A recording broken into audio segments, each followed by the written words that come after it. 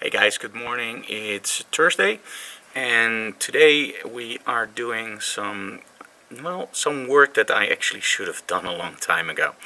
Now, you know that sometimes my work is used in advertising for example, Allingroom, Leaf, Phase 1 and whatnot. Well, they need images, of course. Now, we shoot a lot of images during the months. Now, normally I upload those to a folder in Dropbox called a POS folder. And that folder can be used by manufacturers or other people that like to use my work for advertising. Now, that POS folder hasn't been updated for a while, and that's actually what I'm doing at the moment. I'm going to show you how I do it and how I make the selections. Okay, so here's your Lightroom, and what I normally do is if I see an image that I really like, I will give it a tag, and the tag is actually called Slideshow Studio FD, as you can see here, Slideshow FD. And in Lightroom I actually created a smart album. Let me go here, and you can see that, there we go. And the smart album is called also Slideshow FD, of course, and at the moment it has 1322 images in it. Now, the only thing I have to do is select the images that I really like, so not the images that I normally like, but the ones I really like. And those are exported as JPEGs, as RGB, because I want to make sure that if somebody uses them, they don't by accident use an Adobe RGB file with an sRGB profile and it looks, well, like crap. And then we upload them to the Dropbox, and all the subscribers to the Dropbox actually get an email that the Dropbox is updated. So first the post material, and then we're going to do some other stuff, of course. Well, the other thing that I do today is create new videos for Quite Frankly, and today we're actually going to create the one with the Tether Boost, the new product from Tether Tools, which I'm really enthusiastic about because we tested it out here and I actually can now use 2 extension cables, then the Tether Boost, and then another cable to my camera. That means that I'm now running a 15-meter run without any problems on the Sony, and I don't need an extra battery. And that saves me not alone a lot of hassle, but also it's very small compared to the old solution where I had a big booster and a battery pack, and now we just have a small cable with a small booster in the end. So congratulations, Tether Tools, that's an awesome product. So I now have to create the video, and today I'm going to use for that Final Cut, and I'm going to show you how we do it to make sure that every episode of Quite Frankly looks exactly the same. And this is actually how my timeline looks. In the front we have the Quite Frankly leader, and straight after that we have the Make Fun offer with audio from Anoweek. Then we have a text, and then we actually have the whole episode, and in the end the end trailer and the leader for our workshops. And of course I have to create now one because we just released the video for Capsule 1, so I want a little bit of an advertising in there. Now, the only thing I do in Final Cut Pro is actually I duplicate this project, and it should now be duplicated, there we go. I open that project and I immediately rename it, and in this case it's gonna be a Tether Boost. Now, you know, behind the closed doors is very simply filmed, so normally of course we would do this with screen captures, but then it wouldn't be behind the closed doors and it would actually be a Quite Frankly. Now, in the Tether Boost, make sure that that one is opened. I will just remove this part. There we go. And now I will go to my video 2016. And I will go to the Quite Frankly folder and to the one with the Tether Boost. Now, this is actually 2 cameras.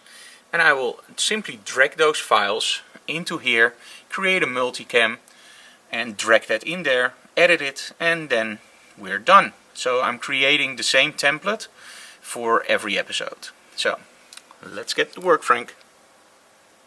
And that means that I have to stop this camera because I can't edit with one hand.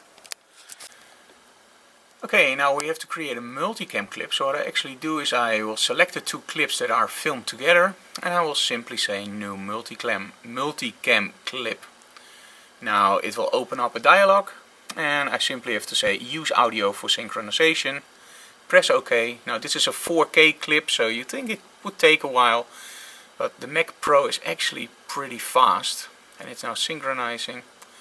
And you can do the same thing, by the way, in Adobe Premiere. Premiere works exactly the same. Well, it's not exactly the same, but it's similar. and both just work great. I just prefer the magnetic timeline a little bit more. So here we have the untitled multicam clip, and we just drag it in here. Let the magnetic timeline do its work, and up here you can now see the multicam.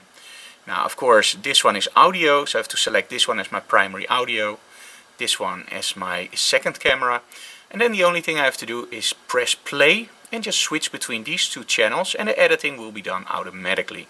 So it's a really cool way of working with multicam, and again this is the same as in Adobe Premiere. You just see, let's say we now have two cameras, and you just press play and you see these two working, and now you just press 1 or 2, 1 or 2, and it will do the cuts automatically in the timeline. So if you have 4 cameras, it's the same way, only then you click on 4 cameras depending on which angle you want to see. But make sure that you lock your audio first. So over here we see the audio. So now let's first make this one active, because that was my main audio, and then say this is the audio track. There we go. And now I have to say only switch video. So now the audio will stay from this clip, and the video I can switch between these two clips. So that's how we do multicam editing in Final Cut Pro. If you want, by the way, we can do it quite frankly about it. Just let me know in the comments below and I will go a little bit more in depth about it. But it's very easy to do. Okay, I'm done editing, and this is how a normal episode of Quite Frankly looks. So we have some images in there, some text, and it's a pretty long one because I also give a lot of information about tethering and of course about the new products from Tether Tools, and it clocks in about just under 10 minutes. So we're now going to send this to compressor. So file, and oh sorry, make sure that it's active. And send to compressor.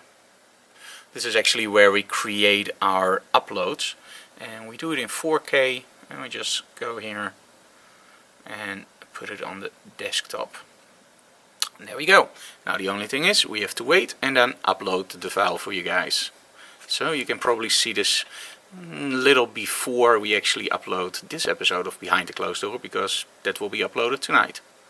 Okay, so I just uploaded the Quite Frankly episode, and it's actually scheduled for tonight around 6 o'clock p.m. And that's because I don't want to put it online now, because it's now around 12, and I think that more viewers will actually see it when it's released a little bit later on during the day. So now it's time for lunch, and we had a meeting with a client, and this afternoon I'm going to do some normal chores which aren't that interesting, I think, for Behind the Closed Doors, but who knows. So thank you so very much for watching, and this will probably be the last scene in this episode. So leave your comments below if you want to see some more tips or other stuff in Behind the Closed Doors, or if you think we're doing great, that's also nice to hear. Subscribe to our channel and make sure that you support us on Patreon, because that's actually what makes this all possible. And we're actually starting this week also again with our live chats on Patreon, meaning that you will get a notification if you're one of the Patreon supporters that we're live, and you can ask whatever question you want and you will get an answer within, let's say, 10 or 20 minutes. So thank you so very much for watching. See you next time.